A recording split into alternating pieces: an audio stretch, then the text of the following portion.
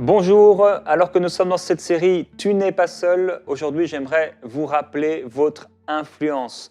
Vos décisions ont un impact sur les personnes qui sont autour de vous. Oui, vos décisions influencent les gens qui sont autour de vous, non seulement vos décisions, mais également bien sûr vos paroles, vos actions ont un impact sur les personnes qui sont à vos côtés. Et ça, il faut le réaliser, nous avons de l'influence. Même si vous connaissez peu de gens, vous avez de l'influence. La façon dont vous vous comportez, les paroles que vous dites, l'humeur que vous avez, toutes ces choses ont de l'influence sur les gens qui vous entourent.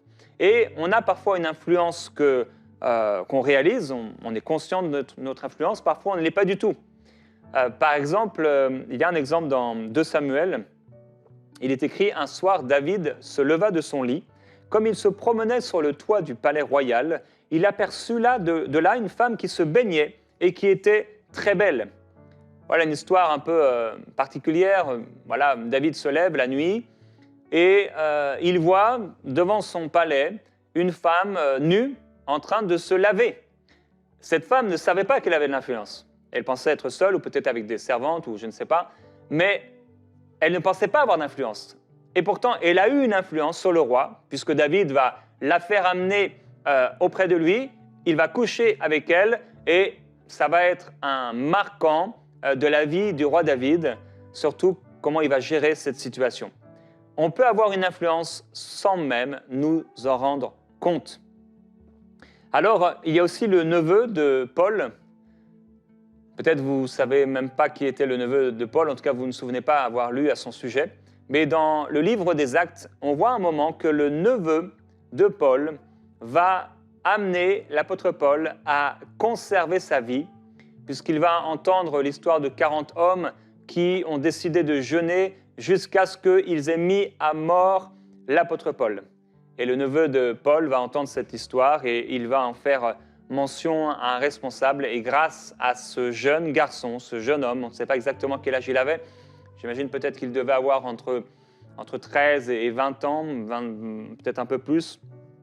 Il est vraiment parlé en tout cas d'un jeune garçon, d'un jeune homme.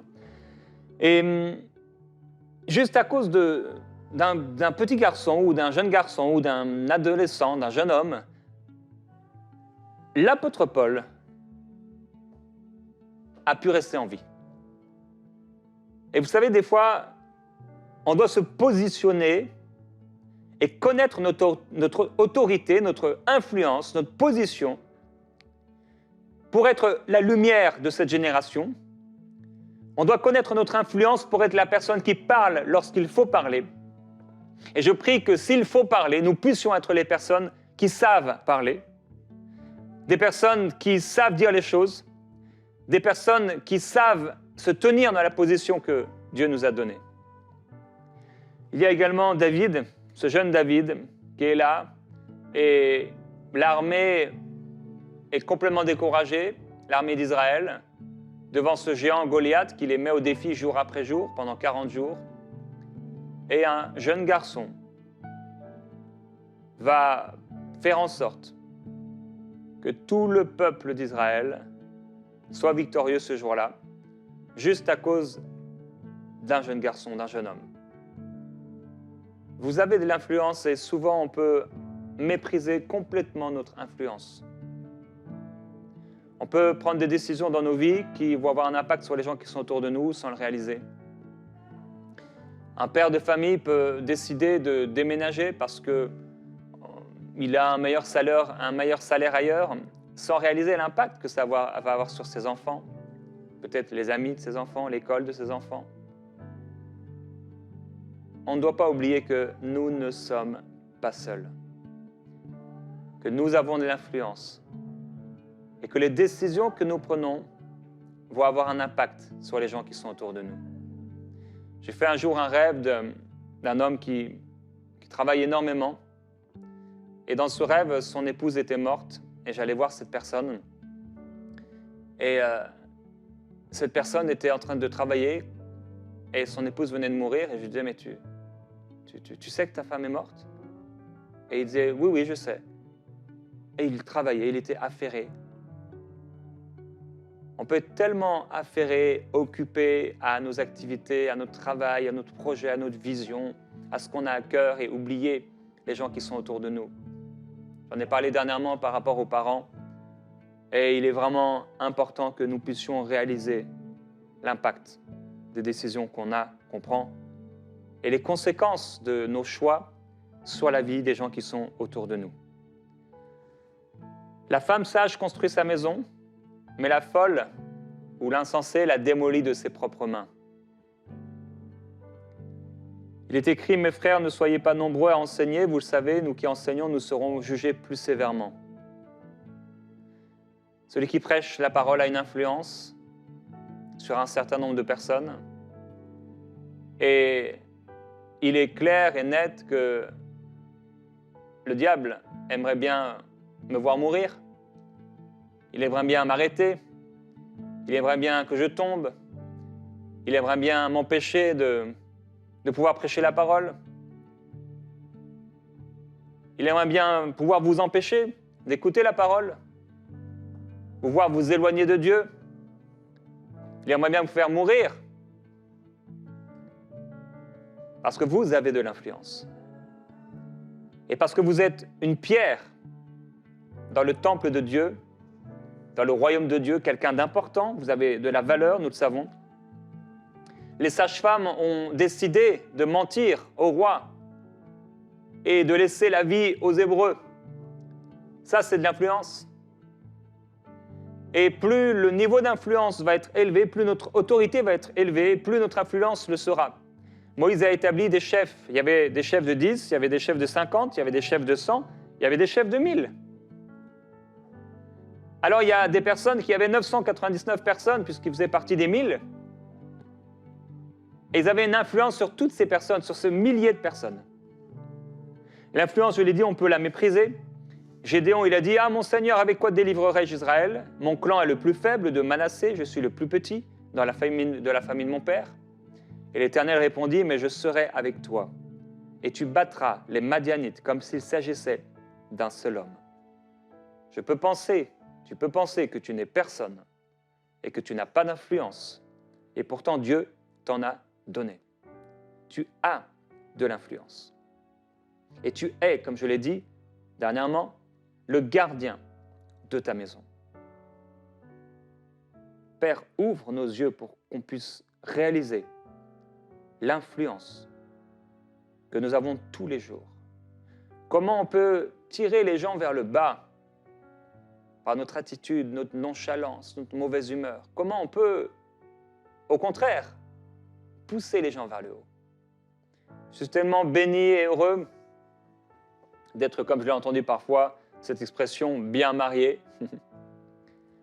Avoir une épouse qui m'a toujours amené vers le haut, qui m'a toujours encouragé, qui a toujours été de bonne humeur. C'est de mauvaise humeur, ça arrive peut-être un jour par an. Extraordinaire, la grâce que Dieu m'a donnée de pouvoir être avec une épouse qui est inspirante, qui est joyeuse, qui me fait rire tous les jours, qui me donne de la bonne humeur. Et moi, je ne peux pas dire que tous les jours de l'année ou une seule fois par année, j'ai été de mauvaise humeur. Aïe. L'influence. On a de l'influence. Dans le livre de l'Ecclésiaste, il est écrit qu'il y avait une petite ville avec peu d'hommes dans cette ville. Et un roi puissant a marché sur elle. Il l'a investie, il a élevé contre elle de grands forts. Alors, c'était perdu pour cette ville. Mais il s'y trouva un homme pauvre, mais sage, qui sauva la ville par sa sagesse. Et personne ne s'est souvenu de cet homme pauvre. Mais ce qui est intéressant ici par rapport à ce que je partage, c'est qu'un seul homme, peut-être, bon, c'était un pauvre, on l'aurait méprisé, on l'aurait laissé de côté. Et pourtant, celui qu'on laisse de côté, et comme je l'ai déjà dit un jour, les personnes qu'on méprise peuvent devenir demain la pierre angulaire. Il y a des enfants qu'on peut mépriser parmi d'autres, sans réaliser que cet enfant qu'on méprise sera demain cet enfant qui nous sauvera la vie peut-être. on a de l'influence. Elle peut être négative, elle peut être positive. Chaque jour, on influence les gens qui sont autour de nous. On peut se réveiller avec, comme je le partageais, de bonne humeur, la joie dans le cœur. On peut commencer à chanter dans la maison et ça crée toute une dynamique, toute une atmosphère de louange. On peut aller quelque part et on prie dans la maison. Moi, je vais régulièrement dans le sous-sol de ma maison et tu as une influence, tes actes de tous les jours, ta consécration, les choix que tu fais, la façon dont tu parles des gens. Tes enfants, si tu en as, ou tes amis, les gens qui sont autour de toi, en général, vont vite s'apercevoir de la valeur que tu prêtes aux autres. Parce que c'est de l'abondance du cœur que la bouche parle, et la bouche parle beaucoup. Je connaissais des personnes, une famille, pourtant une très belle famille, vraiment très gentille famille, des gens très très bien. Mais ces gens, je les ai vus parler d'un certain type de personnes. Ils se moquaient de leur physique. Ce n'était pas des moqueries pendant des minutes et des minutes, mais c'était des petites paroles ici et là. Et je me suis dit, j'étais vraiment surpris, comment on peut parler de cette façon-là de gens par rapport à leur physique. On influence tellement les gens qui sont autour de nous. Vous savez, tout est une question d'influence. Ma fille est arrivée au Québec à 4 ans et demi. Au bout de quelques semaines, elle avait perdu son accent breton. Elle avait un accent québécois. L'influence. La façon dont on s'habille, c'est influencé par une société, par des gens qui sont autour de nous. Les publicités, parfois choisissent le parfum qu'on va mettre demain, la nourriture qu'on va manger dans notre assiette, la façon dont on va s'habiller, le film qu'on va regarder. Toutes ces choses influencent notre vie. Et nous, on a également, nous-mêmes, de l'influence. Dans le livre de Jonas, j'ai partagé rapidement cette chose ces derniers jours. On reste sur un peu les mêmes sujets. Il écrit que Dieu a parlé à Jonas, il lui a dit « Va à Ninive, la grande ville, et crie contre elle ». Et on sait ce que Jonas va faire, c'est vraiment une image pour nous. Il va aller à l'opposé de Ninive. Et il s'est levé pour s'enfuir à Tarsis. C'est fou, il s'est vraiment enfui de la volonté de Dieu. Pourtant un prophète, loin de la face de l'Éternel. Il descendit à Jaffa, il trouva un navire qui allait à Tarsis, il paya le prix du transport et s'embarqua avec les gens pour aller à Tarsis loin de la face de l'Éternel. Il a payé, il a donné de l'argent pour s'éloigner de Dieu. C'est fou.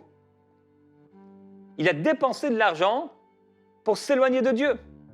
Comme le fils prodigue qui va dilapider l'argent pour s'éloigner de son père. Pour vivre sa belle vie ou sa propre vie, qu'il considère comme beau. Mais l'Éternel fit souffler un grand vent sur la mer, et il s'éleva sur la mer une grande tempête, le navire menaçait de se briser. Les marins eurent peur, ils implorèrent chacun leur Dieu et lancèrent dans la mer les objets qui étaient sur le navire pour s'en alléger. Donc, je ne sais pas si c'était un navire de transport marchand avec des biens pour être revendus ou un navire d'hommes, c'était certainement un navire marchand. Et donc, ils ont dépensé, ils ont pris ce navire. Et à l'époque, ce n'était pas comme aujourd'hui, c'était des mois et des mois de navigation, ou des semaines et des semaines de navigation. Et finalement, ils vont perdre tout ce qu'ils avaient dans ce bateau. Ils jettent les objets pour s'en alléger. Et il est écrit, Jonas descendit au fond du bateau, se coucha et s'endormit profondément. Voilà Jonas, bien tranquille dans sa vie, il s'endort. Il est là, tranquille, paisiblement il dort. Il s'enfonce dans son péché, dans le navire de sa vie, mais il n'est pas seul. Et même s'il n'a pas de famille là, il a une famille. C'est les marins, c'est l'équipage, c'est les gens qui sont avec lui dans le bateau. Noé, lui, il a construit une arche pour sauver sa famille, mais certains construisent une arche pour détruire leur famille. Ou certains détruisent l'arche de leurs propres mains, comme on l'a lu tout à l'heure. Il va profondément dans son péché, au fond du bateau. Et là, au fond du bateau, et c'est le le verset de ce jour, chapitre 1, verset 7. Ils se dirent l'un à l'autre, « Venez et tirons au sort pour connaître celui qui nous attire ce malheur. » Ils tirèrent au sort et le sort tomba sur Jonas. Alors ils ont dû fouiller. Regardez, mais où est Jonas? Où est Jonas? Et ils ont dû aller au fond du bateau. Et là, ils l'ont vu en train de dormir pendant qu'ils étaient en train de supplier leur Dieu. Je ne sais quel nom avait leur Dieu. Ils étaient en train de perdre tout et lui, il dormait tranquillement. Ce n'était pas le même type de sommeil que Jésus quand il dort au milieu de la tempête. Parce que Jésus, lui, était au cœur de la volonté de Dieu, le Père. La désobéissance de Jonas était en train d'impacter toutes les personnes du bateau. La vie, la décision d'un homme ou d'une femme pour une relation amoureuse, hors mariage, pour un adultère, peut détruire une famille. Par ta décision, tu peux détruire une famille. Par ta décision, tu peux détruire tes enfants. Et aujourd'hui, on est dans un monde tellement égoïste. Les gens prennent des décisions, vous savez, ils se marient comme ça. Ça va plus, un jour, 2 jours, 3 jours, c'est bon. Maintenant, de toute façon, allez, je vais avec telle personne, et je vais avec telle personne. Sans penser aux fruits de leurs entrailles. Chacun suit sa propre voie. L'égoïsme augmente, l'amour du plus grand nombre se refroidit. Mais ça ne doit pas être le cas dans nos vies, dans nos familles, dans nos maisons, dans nos couples. Au nom de Jésus, ça ne doit pas être le cas. Ils ont dit, tirons au sort pour savoir qui c'est qui nous attire le malheur. Est-ce que tu es celui qui attire le malheur sur la vie des gens qui sont autour de toi? Ou est-ce que tu attires la bénédiction à cause de ta consécration? Qu'est-ce que tu apportes dans ce monde? Et non seulement dans ce monde, parce que ça, c'est les extrémités de la terre, mais qu'est-ce que tu apportes dans ta Jérusalem, dans ta maison, dans ton bateau, dans le navire de ta vie, de ta famille? Quelle est ton influence?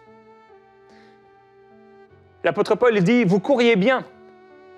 Vous étiez bien en train de courir vers la bonne chose. Mais qui vous a arrêté pour vous empêcher d'obéir à la vérité?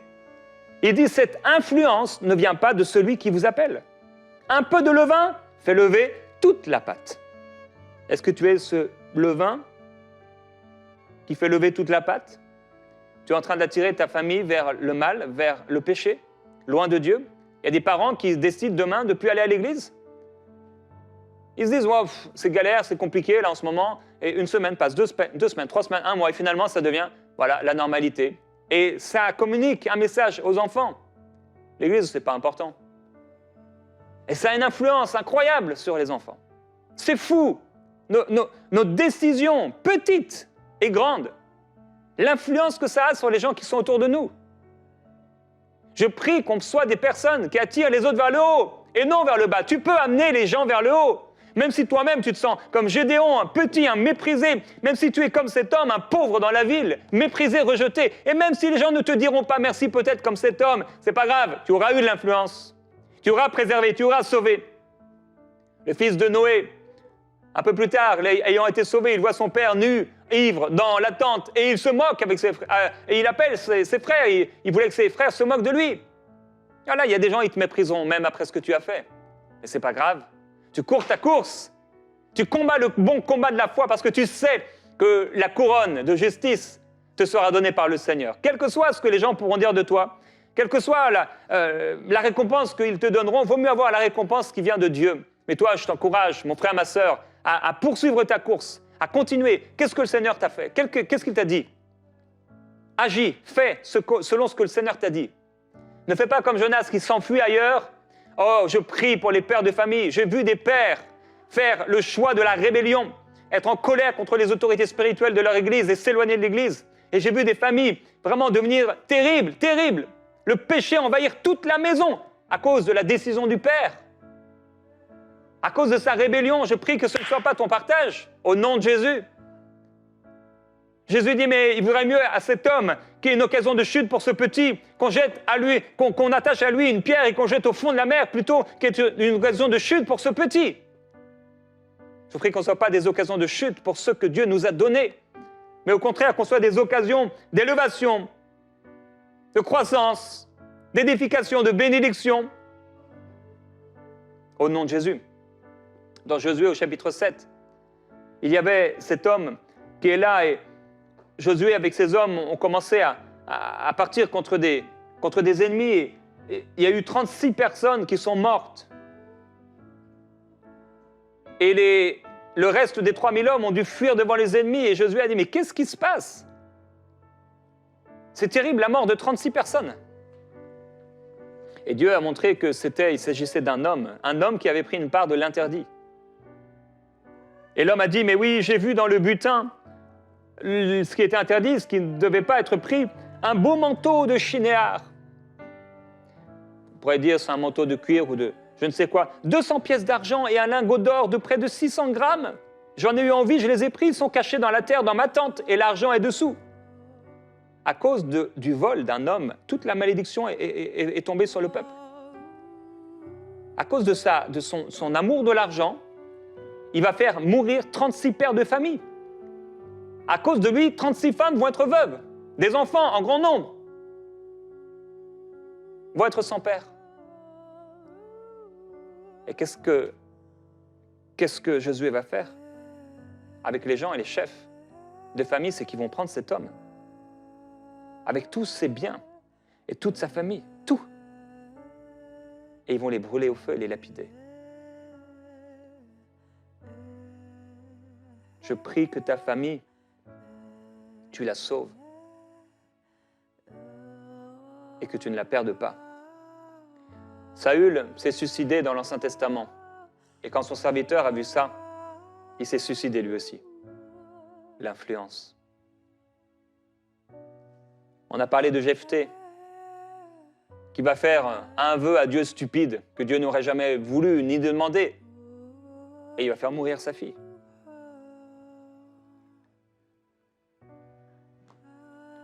À Asia, on voit dans l'Ancien Testament, il va envoyer 51 hommes vers Élie.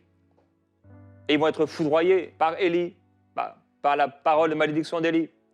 Et une seconde fois, et une troisième fois. Élisée va se retrouver avec des enfants qui se moquent de lui parce qu'il est chauve. Et il va prononcer une parole de malédiction et ses enfants vont mourir, tués par une bête féroce. On a de l'influence. Esther a sauvé sa nation parce qu'elle était prête à payer le prix.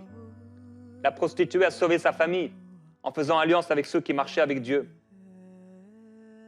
La parole déclare que personne ne méprise ta jeunesse, mais sois un modèle pour les croyants, en sagesse, en pureté, en amour.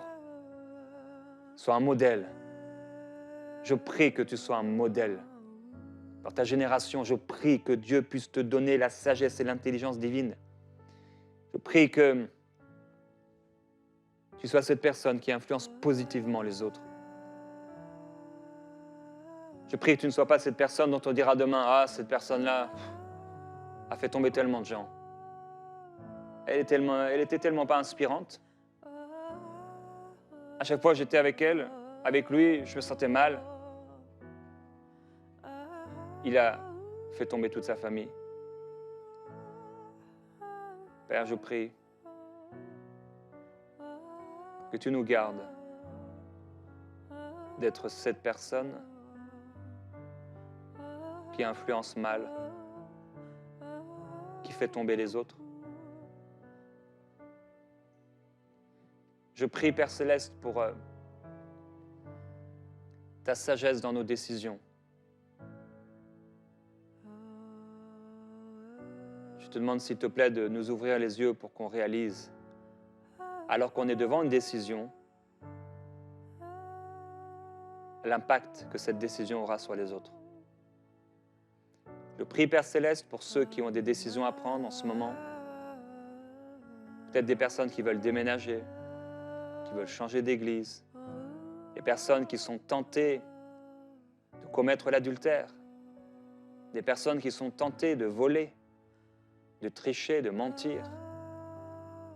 Des personnes qui font le mal, qui sont en ce moment en train de voler. Ils prennent dans la caisse. Ils volent leurs entreprises. Ils volent dans l'église l'argent des offrandes. Ils couchent avec des hommes, avec des femmes, ici et là. Et ils ne réalisent pas l'influence, l'impact que ça va avoir sur les gens autour d'eux. parce qu'ils sont égoïstes.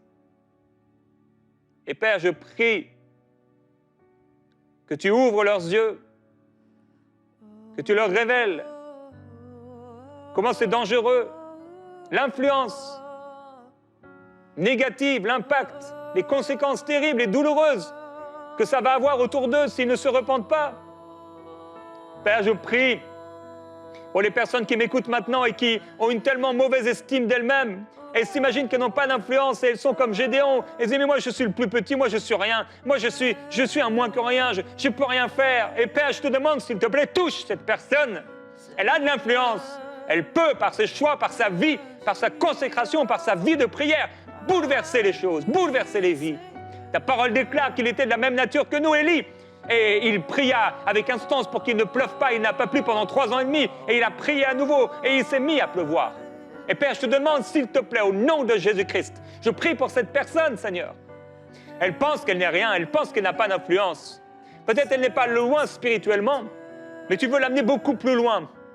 Oui, ta parole déclare qu'on ne sait pas ce qu'un jour peut enfanter. On n'a pas misé sur David. Ses frères le méprisaient, même son père. Les gens se moquaient de lui, certainement. Et pourtant, c'était lui que tu avais choisi. Parce qu'il avait un cœur selon toi. Et parce qu'il avait un cœur selon toi, tu l'as élevé. Et malgré ses erreurs, tu l'as relevé, tu l'as fortifié, tu l'as édifié pour qu'il soit un homme, un roi, un homme selon ton cœur, un leader. Et Père, je prie, il y a des personnes qui sont là et qui m'écoutent maintenant et qui sont semblables à ceux David. Mais ils ne sont pas le David dont on parle, qui a écrit tous ces psaumes, qui a été ce roi extraordinaire, ce leader impressionnant. Et qui est ce David qui est là, derrière les brebis, qu'on méprise, dont on se moque. C'est le brebis qui ramène les fromages pour ses frères. Il est là juste celui qui sert, celui qui n'a l'air de rien. Père, je te demande, s'il te plaît, fortifie ce David, fortifie ce frère, fortifie cette sœur qui est là aujourd'hui. Cette Esther qui n'a l'air de rien, elle est là juste pour qu'on utilise son corps. Père, au nom de Jésus-Christ, change les choses, s'il te plaît, Père. Montre-lui l'influence qu'elle a. Montre-lui comment elle peut changer par sa vie de prière, la vie de ses enfants, la vie des personnes qui sont autour d'elle. Je prie pour cette femme célibataire. Père céleste, elle s'imagine et se dit, mais moi, j'ai personne. Mais tu peux l'utiliser et te glorifier avec elle.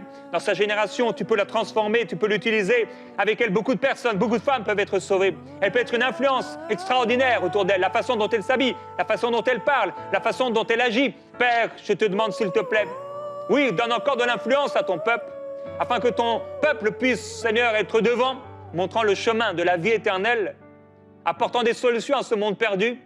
Je prie pour une personne qui doit payer, qui doit dépenser de l'argent pour réussir à faire ce projet qui va faire du bien autour de lui. Je prie que personne ne soit égoïste, ne court après de l'argent, et passe à côté complètement et se retrouve devant toi, avoir à regretter. Mais pourquoi j'ai agi? Pourquoi j'ai agi ainsi? Et j'ai couru après des choses futiles. Père, je te glorifie, je te remercie pour ton esprit qui continue à travailler dans les cœurs suite à cette émission. Au nom de Jésus. Amen.